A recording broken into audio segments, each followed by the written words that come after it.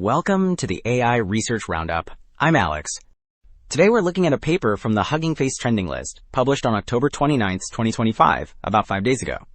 It delivers online reinforcement learning for flow-based vision-language action models and reports big jumps, boosting Pi0 from 58% to 98% on Libro and from 42% to 86% on ManiSkill, with similar gains for Pi0.5. The paper is titled Pi-RL, Online RL, Fine-Tuning for Flow-Based Vision-Language Action Models. And as we'll see later, the implications for model training are quite significant. Also, the authors shared an implementation on GitHub. You'll find the RLINF codebase for post-training with reinforcement learning, including online RL fine-tuning, support for Pi0 and Pi0.5, PPO and GRPO, simulators like ManiSkill and OmniGibson, Behavior 1K setups, example scripts, a quick start with Docker, and thorough docs and tests. Alright, Figure 1 shows what Pi-RL delivers, an end-to-end recipe that makes flow-based vision-language action policies practical for online reinforcement learning. The left block sketches flow-based VLAs, which generate actions by gradually denoising a latent vector, like cleaning a blurry photo step by step. The middle panel lays out pre-training, supervised fine-tuning, and online reinforcement learning.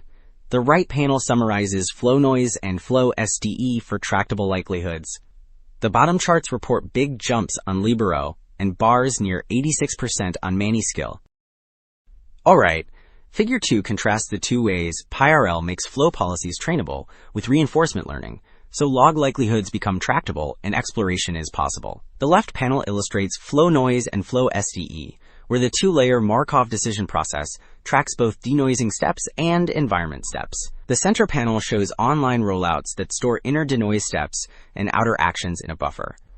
The right panel depicts policy updates with proximal policy optimization, which uses action log probabilities and value estimates to improve returns. Well, Figure 3 shows how the method injects controlled randomness into the denoising process, so exploration becomes possible during reinforcement learning. Flow matching means the policy creates actions by gradually cleaning noise, and a learnable noise network sets the variance, while the flow update sets the mean. The top chain depicts action states across a denoise step that follow a Gaussian transition. The left panel summarizes the observation inputs that feed the vision language model. The right panel contrasts flow noise and Flow SDE, which yield tractable log probabilities for policy optimization. So while Figure 3 explained the mechanics, Table 1 reports performance on Libro across task suites. The middle block presents Pi0 with Flow SDE and flow noise. For Pi0, few-shot supervised fine-tuning plus reinforcement learning reaches about 98% on average.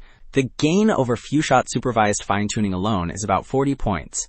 The lower block summarizes Pi0.5 with the same two methods, where the average lands near 98%.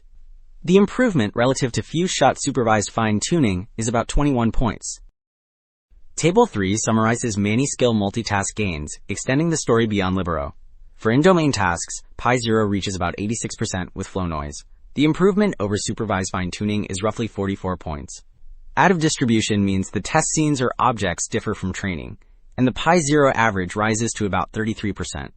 For Pi0.5, the in-domain score climbs to about 81%. The out-of-distribution average for Pi0.5 is around 41%. So the big takeaways are clear.